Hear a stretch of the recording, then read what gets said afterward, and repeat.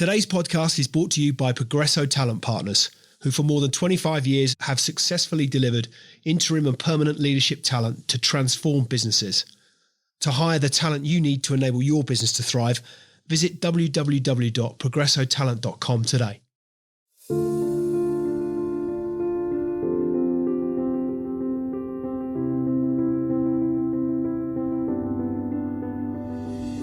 Hey listeners, today we're diving deep into the mind of Mark Mears, a visionary leader, best-selling author, and the architect of the Purposeful Growth Revolution. Mark's career spans some of the world's most iconic brands, but his passion lies in helping others discover purpose, drive meaningful change, and leave a lasting legacy. In this episode, we'll explore how Mark transformed challenges into opportunities, why he believes in the great repurposing of our workforce, and the revolutionary insights behind his Leaf growth model. Whether you're a leader, entrepreneur, or someone seeking inspiration for your next chapter, this conversation will challenge your thinking and ignite your potential. So what's the story behind the story? Without further ado, let's get into it. Mark Mears, welcome to the Extrology podcast. Great to have you here as my guest. Thank you, Lee. I'm really grateful to be with you and your listeners today.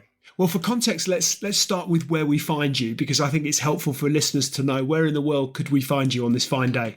I am in Kansas City, right in the heart of America, on the Kansas side. Most people don't realize Kansas City is split between Kansas and Missouri, even though it's called Kansas City. But a little geography lesson, I'm on the Kansas side for those of you. But I've lived all over. I grew up in Wichita, Kansas years ago, but lived in Chicago twice, Dallas twice, Los Angeles, Atlanta, Austin, Texas, and now Kansas City. So it's a bit of a coming home for me. Fantastic. Well, look, I'm really looking forward to what is an eclectic career taking you through all of those places, and we'll dive into the depths of that through the course of our discussion, I'm sure. But I wanted to start with what I really interpret as coming into the world of marketing in a sort of non-traditional way. It struck me. Could you walk us through that journey into marketing and how perhaps it shaped your approach to leadership and business today? Yeah, Lee, it's a long and winding road. And it started with me going to the University of Kansas, wanting to become a lawyer.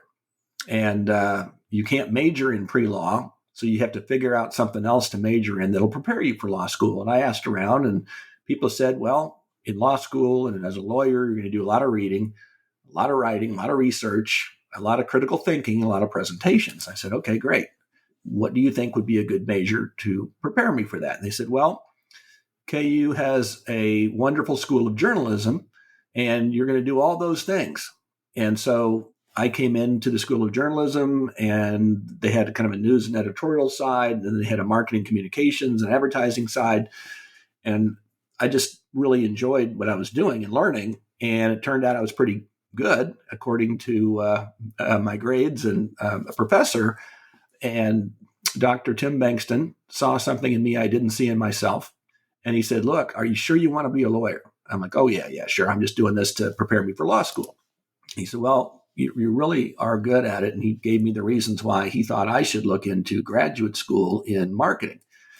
And after I went and talked to people who were either in law school, out a little bit, or maybe they even had their name on the letterhead, nobody was happy and nobody was encouraging. And I'm thinking, okay, well, maybe I have some romantic view of what it means to be a lawyer, and maybe it's really not all it's cracked up to be. And so I listened to Dr. Bankston and received a scholarship to go to Northwestern University in Chicago, where I learned about integrated marketing communications from Dr. Don Schultz, who was the gentleman who came up with integrated marketing communications, or what's now commonly known as IMC. There are universities literally all across the world now that have IMC curriculum, and it started with him, and he was the one that taught me. So I like to say I was IMC before IMC was cool. And so I ended up going first into the advertising agency world, and then was recruited by someone who was trying to get me to go to their agency in Dallas, where I started, and I ended up going to a rival agency. And then he left to become the chief marketing officer at Pizza Hut. which at the time was owned by PepsiCo. And he said, "You can't turn me down twice."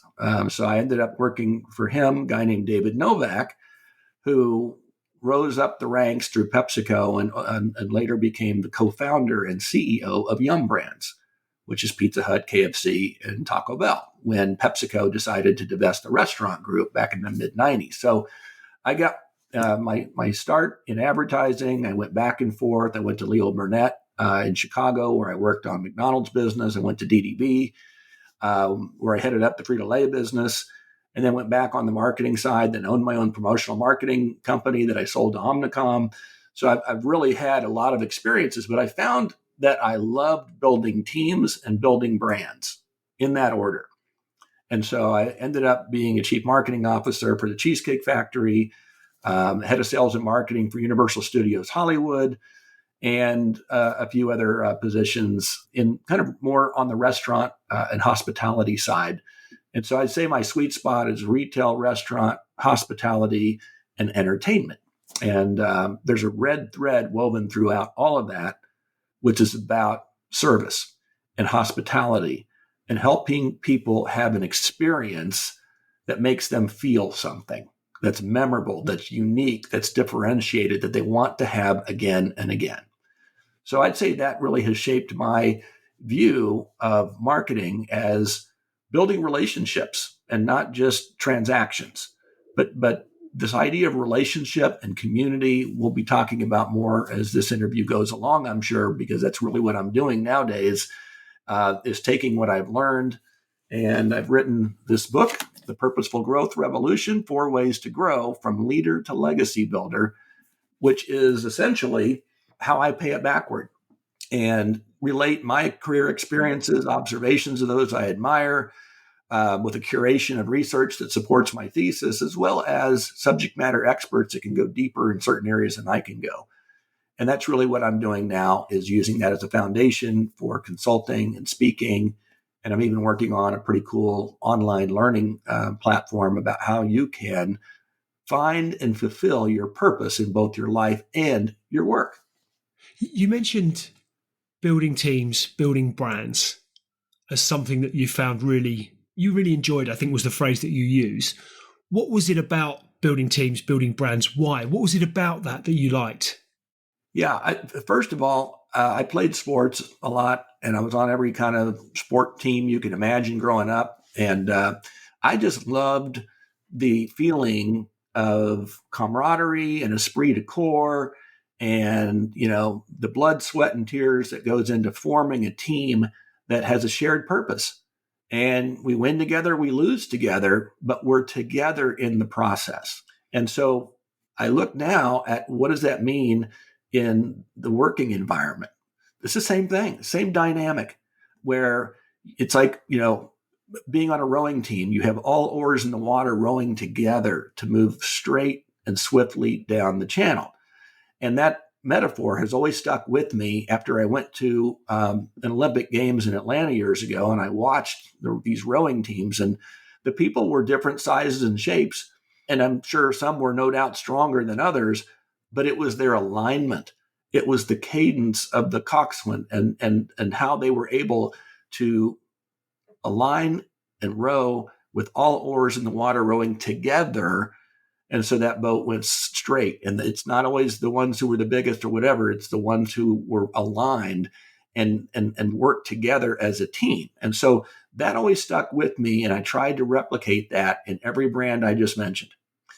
And some I was more successful than others. But then it's to what end? Well, I love building brands. And I look at a brand as literally 4 different sub-brands. And you might be thinking, what's that all about? And well, I think there are. And think about it as a 4-circle Venn diagram. There is the personal brand, which answers the question, who am I? We all have a personal brand. We're whole people. We're not just robotic, worker bees, right? And we need to feel comfortable bringing our whole self into the workplace. And then there is the internal brand, which is the collective we. So what do we together stand for? Our purposeful vision, mission, values, and business, whatever it may be, whatever industry it is, right? And then there's the external brand, which people think is the brand because it's guest or customer facing, that answers the question, what value is exchanged here? All marketing is about a value exchange. What do I get for what do I pay? But most importantly, Lee, how do I feel about it? And that's really what sets brands apart is how they make you feel. But we're not done yet because now we have the employer brand. And that answers the question, do I belong here? If I'm looking at joining this company or that company, will I feel valued? Will I feel like I belong in that environment? Do I share the same purpose, the same set of values that they espouse? And if I do, then I'm probably going to give more discretionary effort. I'm going to have a sense of ownership in the outcome, and I'm going to probably have higher quality work and stay longer and be more of a net promoter for that firm to attract other good people to want to join it.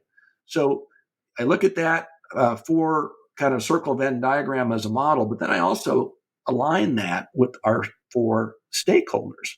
Notice I didn't say shareholders.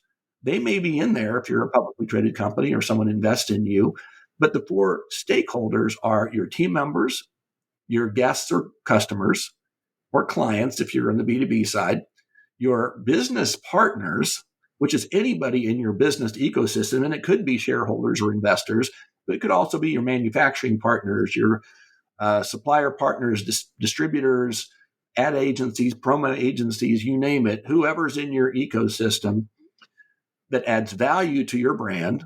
And then it's your communities. I'm a big believer that the community is a fourth stakeholder that often gets overlooked. I happen to be involved as a senior leader network in a great global organization called Conscious Capitalism, Inc., whose mission I share. And it is elevating humanity through business. And so the community can value based on capitalism, that is its highest form, and can actually do well by doing good. It's purpose and profit. So when I look at a brand, I look at all four of those stakeholders. I look at each of those four subcomponents of the brand. And what I love to do is I love puzzles. I love putting the puzzle pieces together that aligns those four stakeholders, that aligns those four sub-brands into one powerhouse where the whole is greater than the sum of its parts. What were some of those iconic brands for whom you've worked, the likes of a PepsiCo, you mentioned McDonald's, the Cheesecake Factory? What were some of the other pivotal lessons, do you think, that you learned in the C-suite within those environments that continue to guide you today? Yeah, a lot of lessons. The good news is I just mentioned two professors that shaped me academically and got me ready for my career.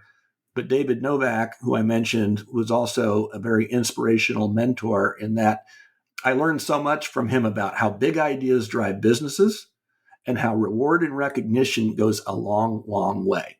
And if anyone wants to look up David Novak, he's written books on the subject, and he's just a brilliant communicator, and people would want to, including myself, run through brick walls for him. And it carried into my career of using reward and recognition techniques in how he did it. When I was at Pizza Hut as a young buck, he had monthly marketing meetings, and he gave out a Silver Pan Award. And it was for an individual who lives up to the shared values of the company and certainly gets results in the key area and stands out from the crowd. And I remember one month I was called up to the front of the room and given that Silver Pan Award. I may still have it in a box in my garage somewhere because it was so meaningful to me.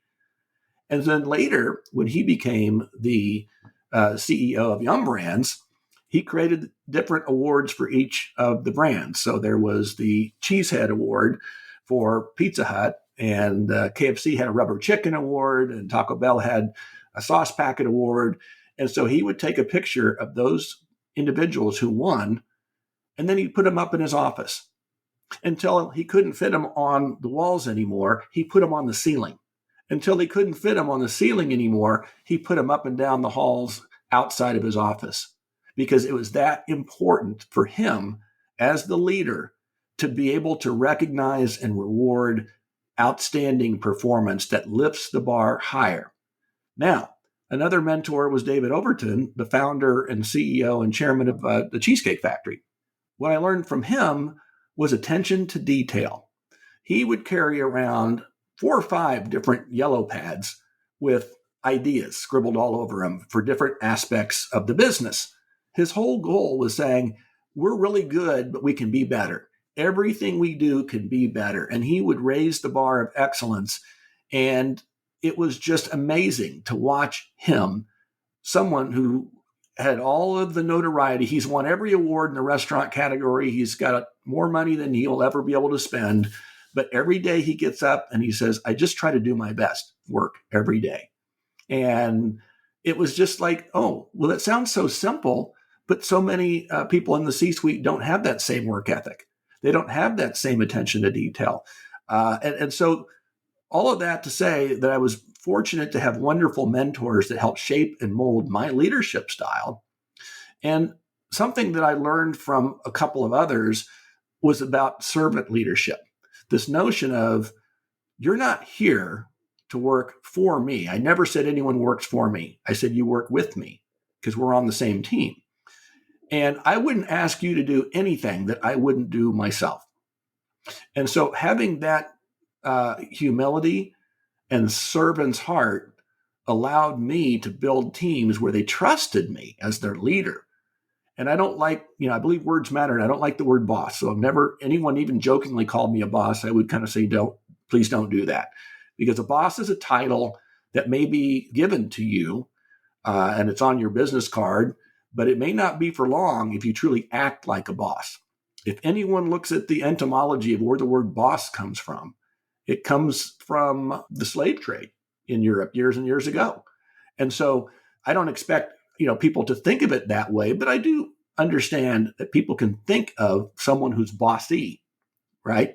And so I say leader because a leader is a title that is earned every single day by how you show up, how you treat people. And to me, those lessons have carried through my career. And some days I've been better than others. Some days I have blown it and have had to apologize for something stupid I said or wrote that was not me acting as the best version of myself, who I'm capable of being. But that also built trust. It said, you know what?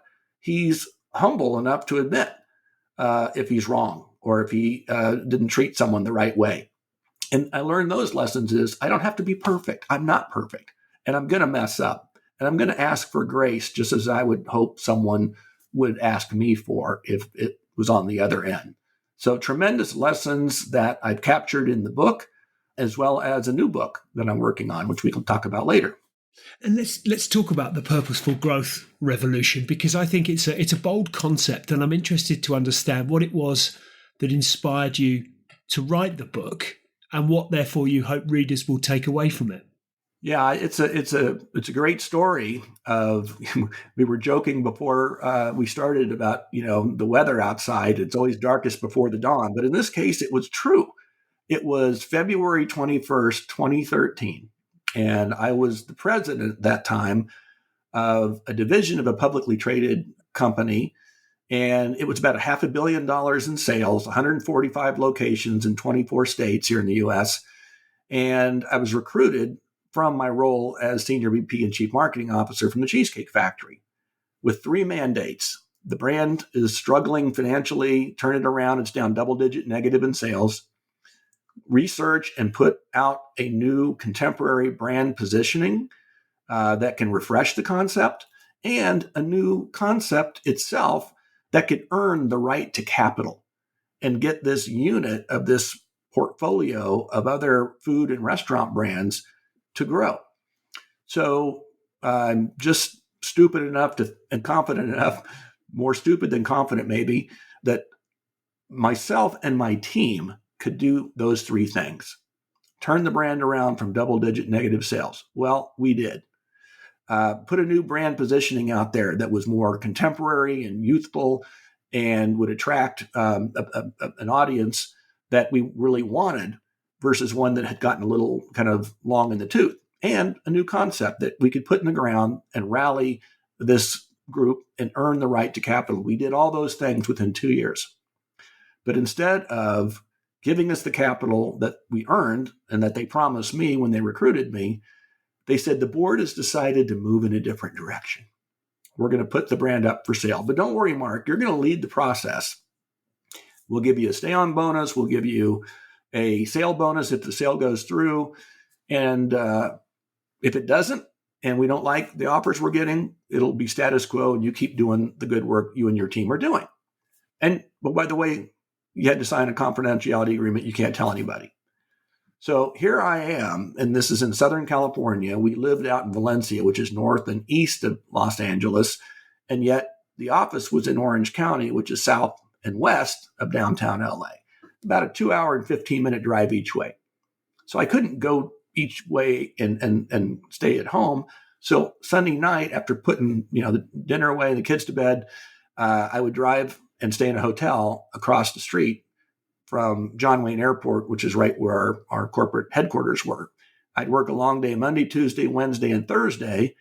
And then somewhere that evening after rush hour, somewhat abated, but before road construction, I would drive home and be home Friday, Saturday, Sunday when I wasn't at the parent company headquarters doing board meetings, pre-board meetings, conference calls, earnings calls, or in one of our 145 restaurants in 24 states. A lot of sacrifice, but this was going to be the turnaround for the ages that would crown our collective careers and something we would be proud of as a team, right? We were burning the candle at both ends. We were chasing numbers for the sake of numbers, but we thought we were doing this noble thing until we found who we thought was our rightful owner, and they were a strategic play and not a private equity firm that all of us were, once I was able to tell people, dreaded, because we know what happens when private equity firms come in. Oftentimes they'll chop stuff up, they'll give it 5-6 years, and then they'll want to sell it for a higher multiple. And so it was a strategic play. We thought, this is great. So the deal closed on a Friday. We're drinking champagne in celebration over the weekend. On Monday morning at 8 o'clock, I'm supposed to have a meeting with the new CEO to plot our new future together. At 8:05, Lee, I'm out the door. We've decided to move in a different direction. And I'm like, what, over the weekend? So I got my first real lesson in corporate America and mergers and acquisitions. And as I mentioned, this is end of February, and I know that's not the case in the UK, nor is it in Kansas City, but that's about the time the first signs of spring start to emerge in Southern California. So after a fitful night of sleep, I take the dog out the next morning to do his business. And as the sun was coming up over this wall, it shone on this fig tree that was barren from the 6 or 7 weeks of winter we do get. And there on the end of one branch of this barren fig tree was a tiny little green sprig of a leaf just starting to emerge. And Lee, as God is my witness, I got this epiphany that a leaf is a symbol of growth and rebirth. And I took the dog inside. I went into my office, started banging out a treatment for this idea. And I thought, if I remember right in high school science, a leaf is where all growth happens in a plant or a tree through the magic of photosynthesis. And then I got to thinking, wait a minute. I used to believe in something called the rule of threes. It's a thing. And it says essentially, if you focus on 3 things, you'll be more productive and get better results. And my 3 things when I was turning around, my team and I were turning around that company, was leadership, engagement, accountability. I'd say, Lee's doing a wonderful job of leadership. I'd use it in recognition and reward each week in person, in email. And back in the day, we used to have voicemail that you could blast out. And I'd say, Lee's doing a great job of leadership for these reasons, and look at the result he's getting. Or Lee is engaging his team on a deeper level. Look what they're doing. Or he's holding his team accountable for results. We're in a turnaround situation, and look what he's doing, and look at the results he's getting. Leadership, engagement, accountability. And it was there, it hit me. What was missing was fulfillment. Again, we were doing this noble task, but we were, again, burning the candle at both ends. We were working hard. We were sacrificing, and then the rug got pulled out. Not just from me, but from all of my team. And they ended up moving the office from its headquarters in Orange County to its Dallas, U.S. base. Everything they said they wouldn't do, they did. Well, that's not very fulfilling. And I wrote it down on a piece of paper. And in my mind's eye, I thought, wait a minute, we do need leadership. We do need engagement. We do need accountability. But what we have to also have is fulfillment. And so I kind of had this 4-circle Venn diagram. And I got to thinking leadership, engagement, accountability, and fulfillment. Not only is a leaf a symbol of growth and rebirth, it's an acronym that now has built a model of leadership, engagement, accountability, and fulfillment, where leadership represents the seed and root system. That fig tree in my backyard only knows how to be a fig tree. And that root system is designed to align that team or that tree to have a foundation for growth. So like in any organization, you have to have leadership that's aligned, as I mentioned earlier, and then engaging your heart, head, hands, and habit. I learned that the trunk and the branches and the system of nourishment, that system of nourishment is called savia, which translate from Spanish to English as lifeblood. What's the lifeblood of any organization? It's people. And the idea is to get people to feel empowered. And so if alignment is the goal of leadership, empowerment is the goal of engagement. That leads to accountability. Well, again, the accountability of that fig tree is to grow fig leaves so it can ultimately grow big and strong, but to do what? Bear fig fruit. And fig fruit is not only sustenance for people and animals, but it has seeds inside that can be scattered for future growth. And so the idea of, the leaf and the fruit as achievement for that entity or that tree, right? But fulfillment is the foundation. It's the nurturing environment. It's the sun, the soil, the rain that allows photosynthesis to occur, that allows that fig tree or that individual in a company to grow into their full potential. And so that was this concept that literally I came up with and started sharing with people. And it became a presentation first. I never thought it was going to be a book. And then later it turned into a book, as so many people said, Mark, you really ought to make this a book. This is a fantastic model. I've never heard leadership talked about from a natural perspective like this, with something so simple. It's been said we can't see the forest through the trees, but nature's all around us and it's providing us with inspiration as to be a better leader. And not only a better leader, a legacy builder. Because thinking about this idea of managers, and those of us who went to business school often went to a school of management. We learn how to manage people, projects, deadlines, resources, budgets, and it's all very transactional, right? So if I'm working for you, I would say I must obey you. Now, if you want to grow into a leader, that's where you're building a relationship based on trust. And that's where someone says, I will follow you. Like I just mentioned, I will follow David Novak as a leader. I will follow David Overton as a leader and several other wonderful leaders I've been blessed to have in my life. And then some that I wouldn't follow even to a candy store. And then the idea of legacy building. What does that mean? Well, if a manager is transactional and a leader is relational, then a legacy builder is transformational. Because you see, if you're a leader, someone who, like me, would say, I will follow you. But then if you're a legacy builder, they'll say, when it's my turn to lead, I will lead like you.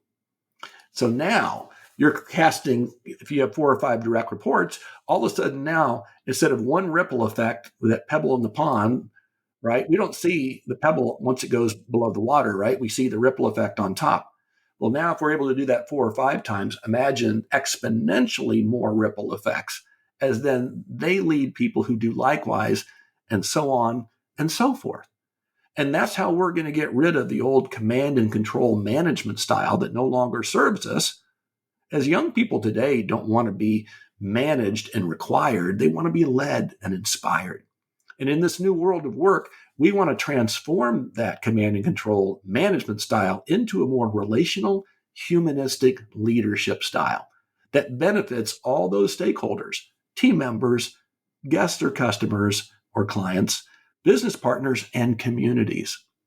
Deloitte just did a study this summer and said that nearly 90% of millennials and Gen Z want purpose at work. Not just in their lives, but in their work. They don't want to just punch in and out a clock and get paid every other week and work for the weekend, right? They want purpose at work, and they want the values of the company they work for to be aligned with theirs. And this is really an important part of how communities are going to benefit through conscious capitalism and not just the lowest form of capitalism as we've seen in the U.S. with Enron and or the saving and loan crisis in the 08s, 9s, and 10s and 11s that crippled the banking industry and the real estate market, where greed took over the greater good. And now we're seeing great global companies like Patagonia showing us the way that it's not purpose or profit, it's purpose and profit. So the purposeful growth revolution is about capturing all of that and setting it up as a foundation for someone individually, personally and professionally, your team or your organization to find purpose in fulfilling your true growth potential. The book talks about the great repurposing as an alternative to the great resignation. How do you envisage this shift transforming workplaces and individuals? Yeah. It was COVID that I think, gave us all a bit of a timeout to reflect deeply, not only on what, but who matters most in our lives. Whether we got sick ourselves, whether we had a family member hospitalized, or God forbid, someone we know and loved died as a result of it. We were sheltered in place. We were scared of what we didn't know, and we were learning things every single day in the news cycles, and we were having to find new ways to do business, right? I was in the restaurant industry at that time. I mean, we couldn't open for guests in the restaurant for a while. So we had to have curbside. We had to have delivery. And then when we could, we had to have all these different rules and regulations of 6-foot separation. And just our world was turned upside down. So the Sloan School of Management at MIT in the Boston area did a research study and asked 34 million people across the globe who left the workforce during this great resignation and asked them a simple question: why? And Lee, the number one most given answer, by 10 times more than the second most given answer, was toxic work environment. And compensation didn't come up until number 16 on the list. It's as if people said, I'm mad as hell and I'm not going to take it anymore. I'm not going back to that unsatisfying status quo. Life's too short. And I want to kind of prioritize my life and my work, which really kickstarted the gig economy as people said, I don't want to go back to that toxic work environment. And some of us said, well, we kind of like working remotely or in a hybrid fashion, and we've kind of gotten used to it. And so we want more flexibility. We want more autonomy. And you look at all the research studies that are being done on millennials and Gen Z, these are the headlines.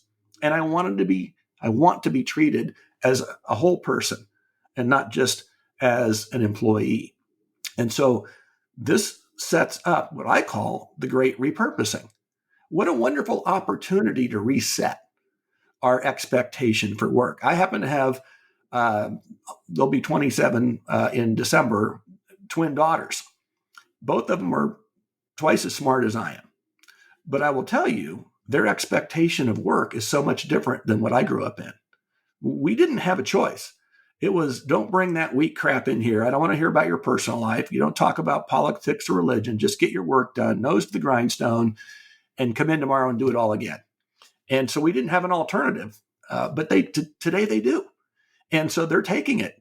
And so some of us old dogs, we better get religion, or we're going to become not just old dogs, we're going to become dinosaurs. And so that's why at this stage of my life and career, I want to pay it backward to help managers become leaders and leaders to become legacy builders. And by doing so, again, all four stakeholders will benefit. What key mindset shifts do you think are required to make that transition from leader to legacy builder? It's got to be about humility. And I've been in the C-suite for over 20 years. And the one thing I've seen is there's a kind of a spectrum from humility to arrogance. Arrogance says, I know it all. I worked really hard to get this seat, and I don't want anyone taking it from me. Humility says, I work really hard. I want to be successful by serving people. And here's what I don't know. And here's what I need to get better at to be a better leader. You see the difference? And so for me, it's about that humble servant's heart and you work with me, not for me. As a matter of fact, if anything, I work for you.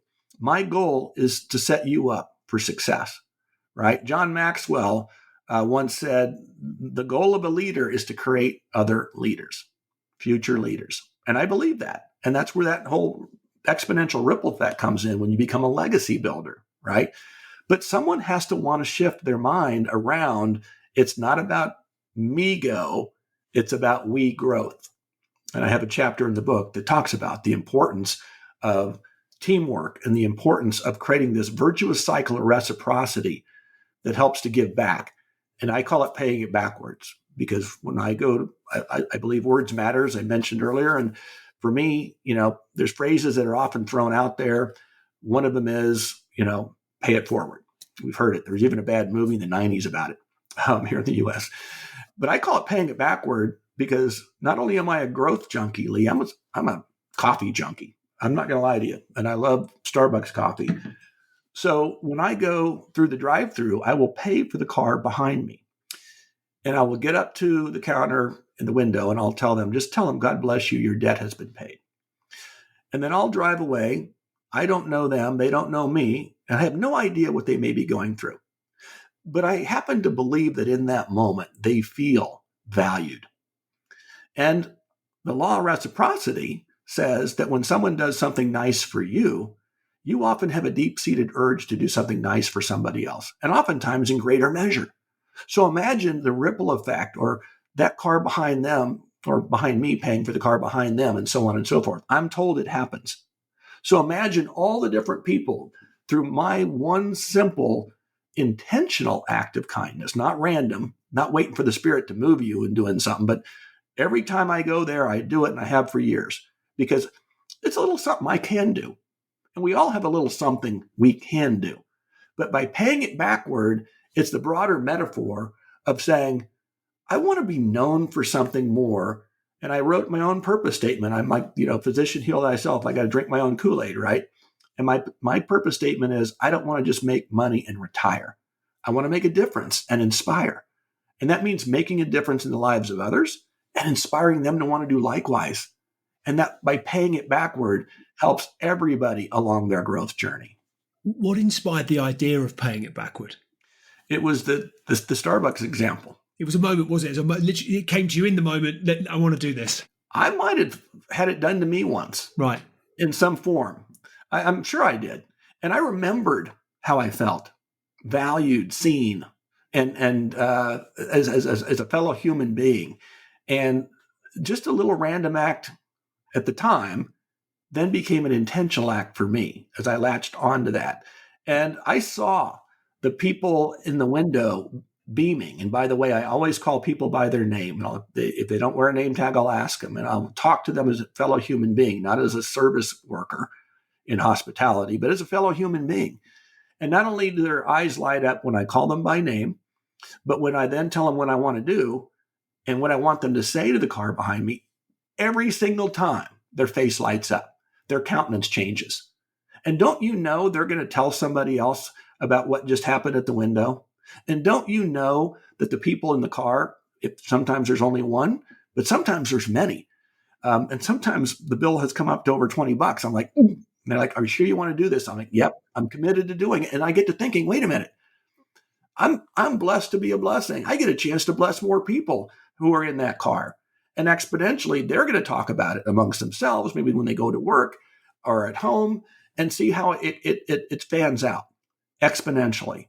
And so I don't remember the exact moment like I do the epiphany that hit me to write this book, but I do remember it likely happened to me first, and I remembered how I felt, and I wanted others to feel that same sense of value and humanity that I felt. And that humanity is, I think you advocate for putting the human, we come back to the workplace, for putting the human back into human resources through your LOVE, through your love model. Can you share how organizations can practically implement this idea and create a more meaningful workplace as a result?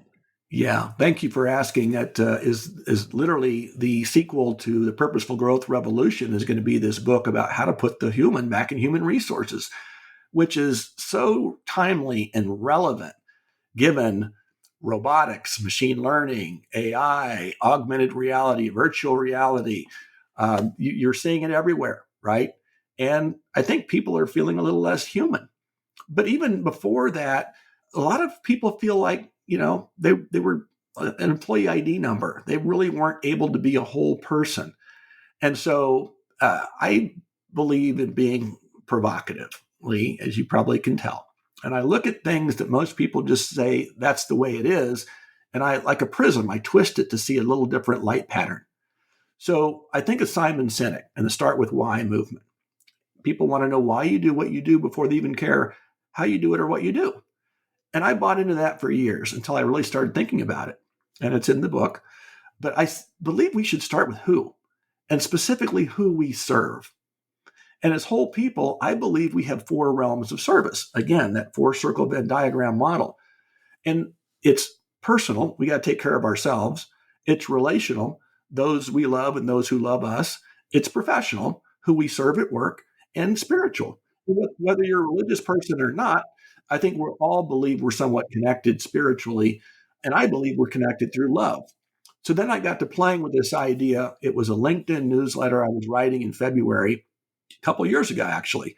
And I just started doodling and saying, what can I do to be relevant with my message in the month of February? Oh, that's Valentine's Day. It's the season of love.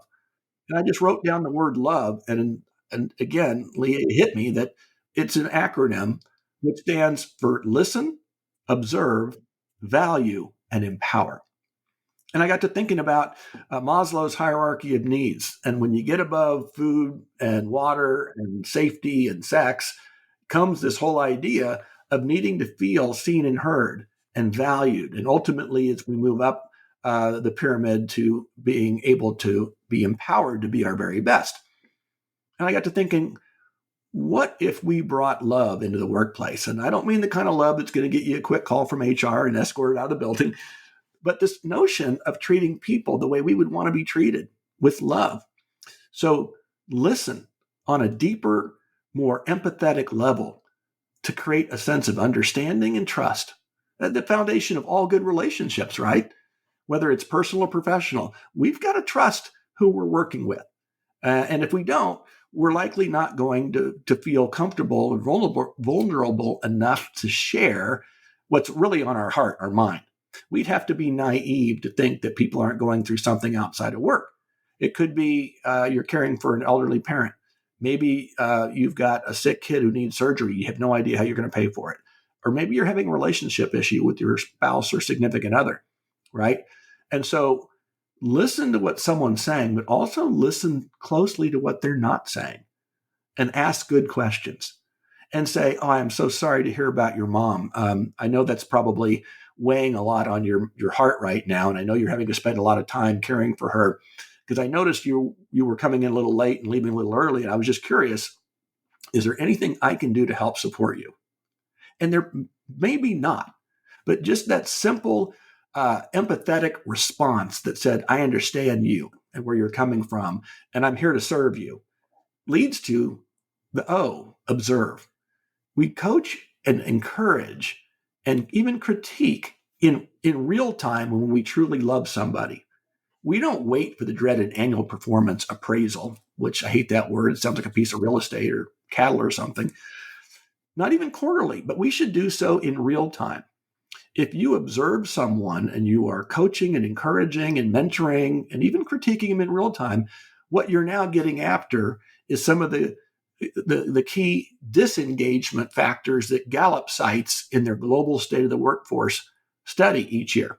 They come up with a list of things that are disengaging, and they found that the global cost of disengagement is close to $9 trillion in GDP.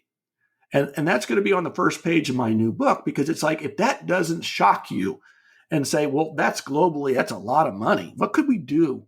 What could those companies do? And what kind of good could come from the community stakeholder if they were to do better when people were more engaged, more productive, higher quality of work, more discretionary effort, and stayed longer, and were net promoters of our company to attract new people, right?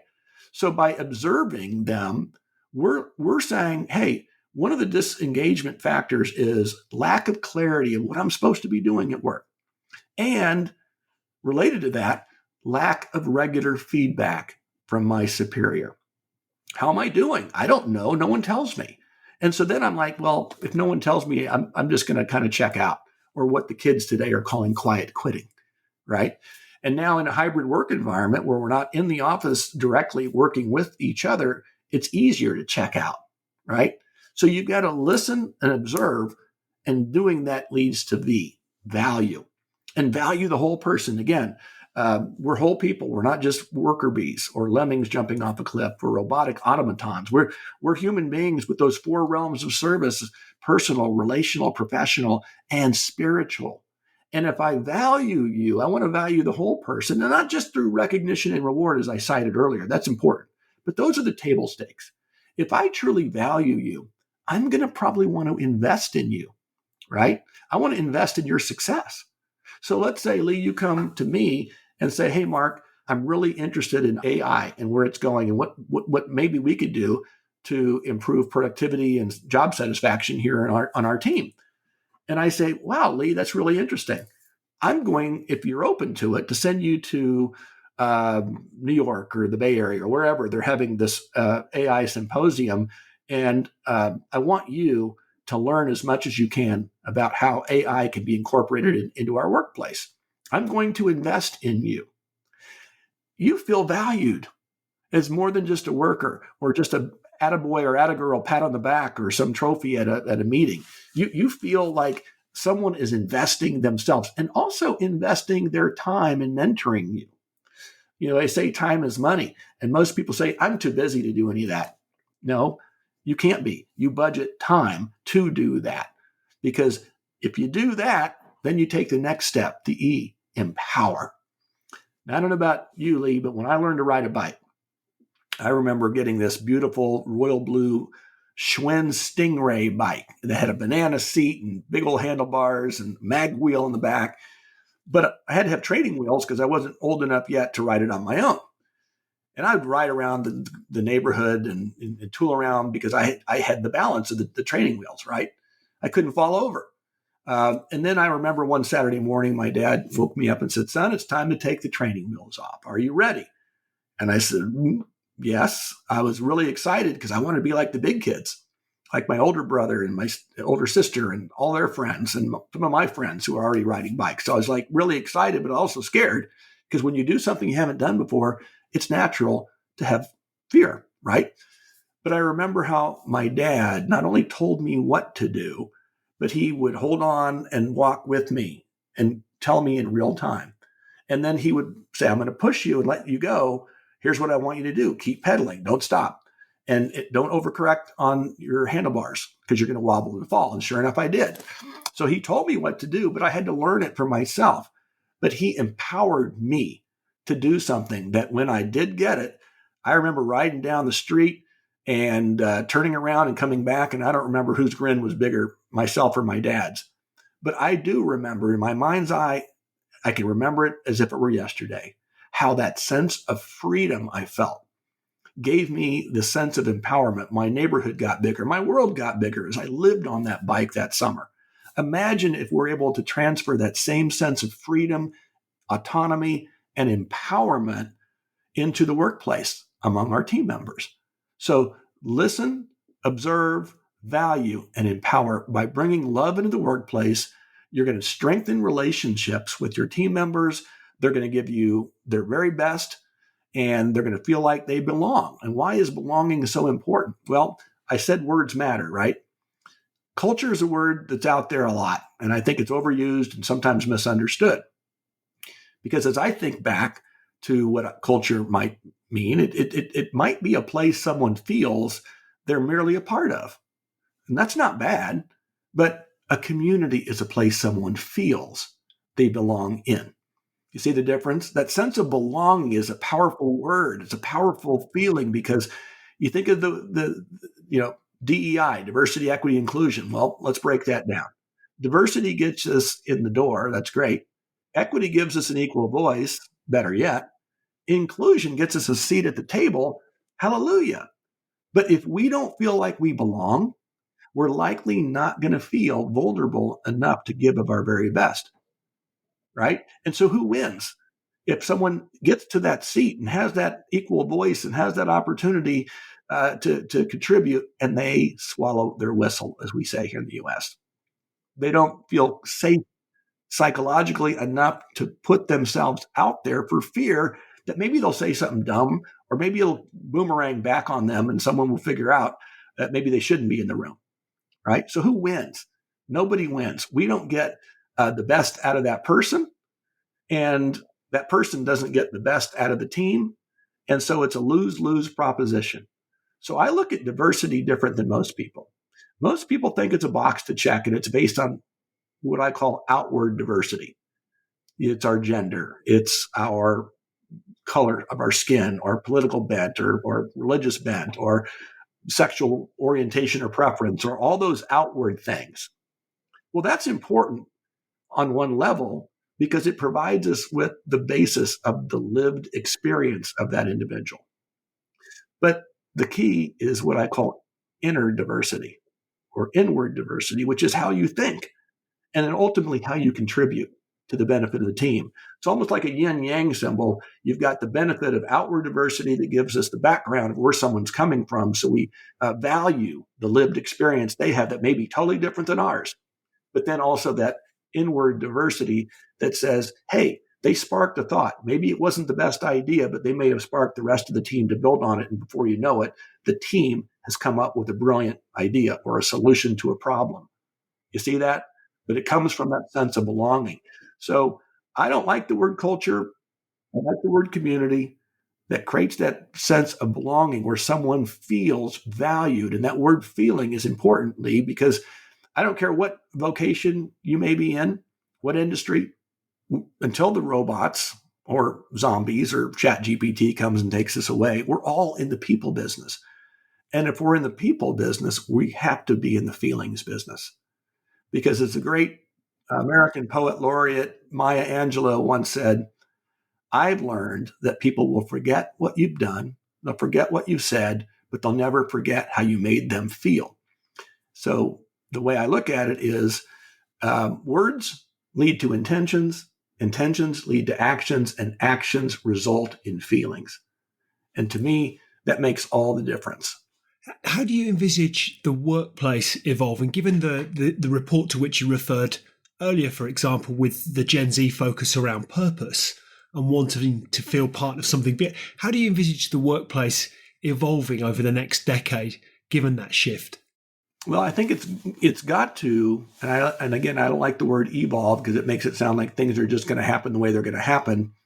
I would prefer the word revolve, which is why I call it the purposeful growth revolution, because the word revolution, as I looked it up in the dictionary years ago, has three meanings. The first is an uprising of the people, right? So what we're seeing in the workforce today is younger people, again, don't want to be managed and required. They want to be led and inspired. And if they don't get it from you, they'll go elsewhere.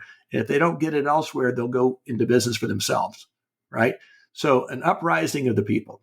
The second is a dramatic change in the status quo.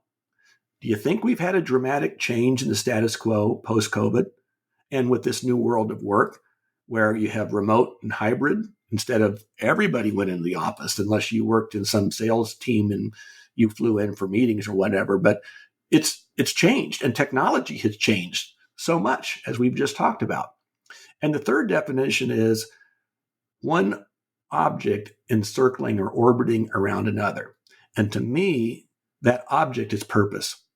And if we all share the same general purpose and general values, even if it's not exactly the same, it's got to be in the ballpark, then all of a sudden the workplace is going to be transformed. And that word transform is a powerful word.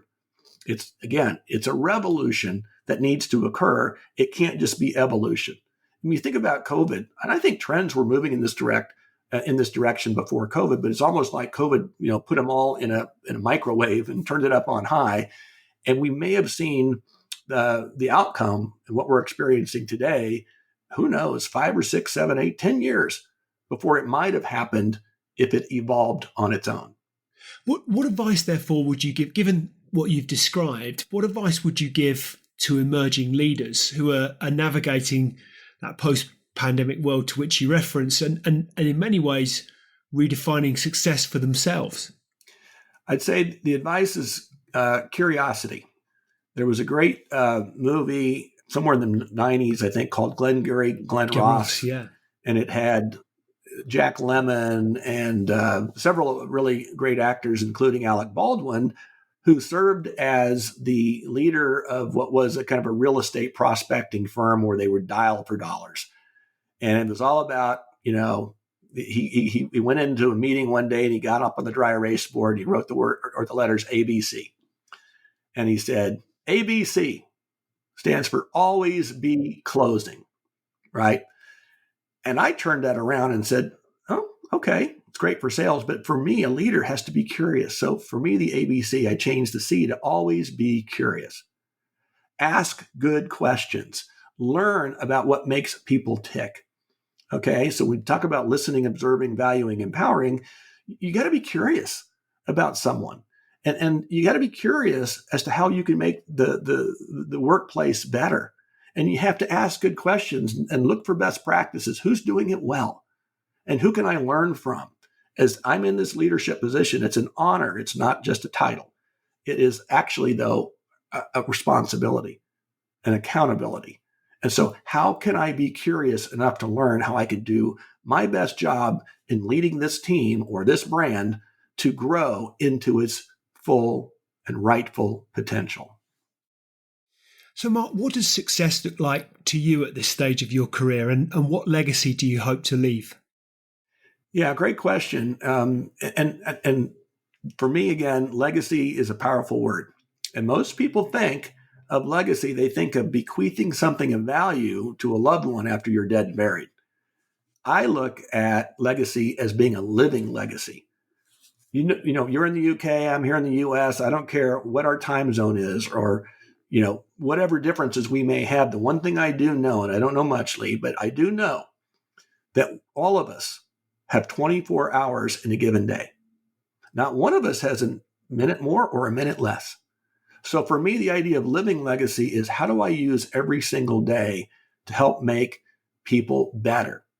Or myself, going back to those four realms of service. How do I serve myself mentally, emotionally, physically, financially, right? How do I serve those I love and those who love me? How do I serve those in my workplace? And then spiritually, how do I serve my higher power or humanity in general, who we're all connected to, again, regardless of your religious convictions or not? And so I look at that as my scorecard. How do I serve every single day those four realms of service? And ultimately, over time, I believe that helps me grow into my purpose, which is I don't want to just make money and retire. I want to make a difference and inspire. And so it all ladders up to having a very focused, a very clear, and a very powerful purpose that you can not only recite, but you can live out, even if you have some days that are better than others. You give yourself grace, and the days that you don't do as well in those areas, or maybe not all of them, but some of them, you say, tomorrow, what can I do different or better to have a better feel for the end of the day? So where, in terms of, let's start with the Purposeful Growth Revolution first. Where can listeners go to find out more about the book? Where can they buy the book? Yeah, it's on Amazon, and it's in all platforms, paperback, hardcover, ebook, and an audiobook. I know a lot of people today busy commuting and like to listen to podcasts or audiobooks. Well, I recorded it for you. So it's on Amazon, and I believe at least the ebook and paper book are on Barnes & Noble. You can go to my website at Mark A. Mears, Mears, and I would love it if your listeners would take this free. It's a purposeful growth self-assessment, and it only takes maybe 6-7 minutes. But then once it's filled out, it'll give you a bit of a benchmark on, well, where are you on this idea of finding and fulfilling purpose in your life and in your work? I will then send you back a customized report with your scores, as well as some helpful tips from me. And then if you want to subscribe to my LinkedIn newsletter, you can hit me up on LinkedIn. I would love to keep the conversation going, and you can follow me and connect with me. And I would like to learn from you. And so I don't have all the answers, but I have curiosity, and I want to learn from you. So if that's of interest to you, hit me up on LinkedIn, and let's start a conversation and at least keep this one going. Always be curious. That's one of my key takeaways from this conversation today, Mark. Thank you. That's been wonderful. What next? So I don't know if you're at liberty to divulge, but I get a sense from conversation we had. There's another, certainly a lot of thinking, a lot of planning, a lot of execution around another book in the offing. That curiosity is informing. The love concept and building a community of belonging at work. And so I haven't got the title figured out yet. I've got a couple of options. I may put that in LinkedIn and get people's reaction, but I'm hard at work on that right now. And hopefully this spring it will be out. It would be wonderful if I could get it done and launched on Valentine's Day, but maybe a little ambitious given the fact that it's coming up faster than we think. But no, I appreciate that and for allowing me to talk about taking the purposeful growth revolution and now kind of going a little deeper into this area of helping managers become leaders and leaders to grow into legacy builders. Because while that's a lot about what the first book does, I think now I've got this new model that goes deeper, and it can really change lives and not just at work. I mean, imagine with your significant other or spouse, listening and observing and valuing and empowering them to be their very best. Isn't that what the foundation of all good relationships are founded on?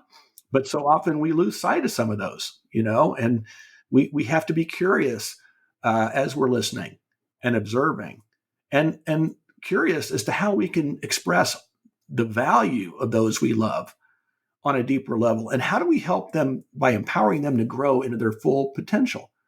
Who knows? Maybe they've got something that they're really passionate about, but they're, working their 9 to 5. And you might say, hey, how can I support you to go to night school to learn about this, or to take this seminar or webinar because it's your area of interest? Imagine how that person would light up and say, wow, you do love me. You understand me, and you're valuing me, and you're empowering me to be my best, and you're holding me accountable for doing so. And for me, that's the foundation of any good relationship, whether it's personally or professionally. It did strike me, Mark, as we were talking, that purpose-driven growth leads to purpose-driven life. And I think that's yes, it's a wonderful concept and series of ideas that you shared with us today that are invaluable. So I really appreciate you having taken the time out to share your thoughts with us that have been shaped over the course of a wonderful career, continue to be shaped by the wonderful work that you're doing now with the likes of conscious capitalism. So I wish you continued success.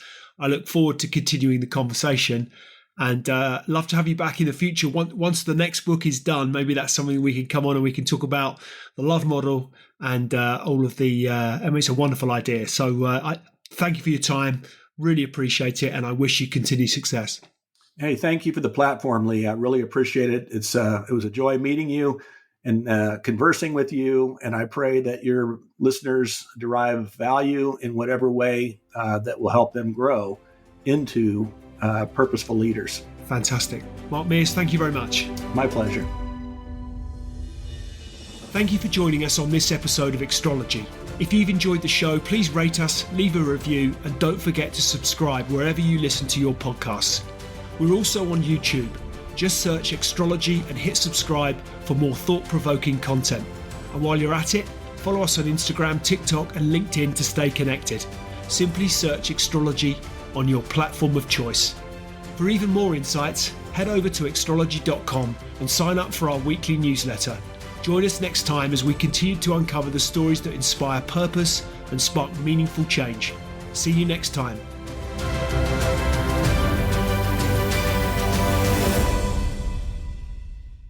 Just a reminder, today's podcast is brought to you by Progresso Talent Partners. Visit www.progressotalent.com today for more information.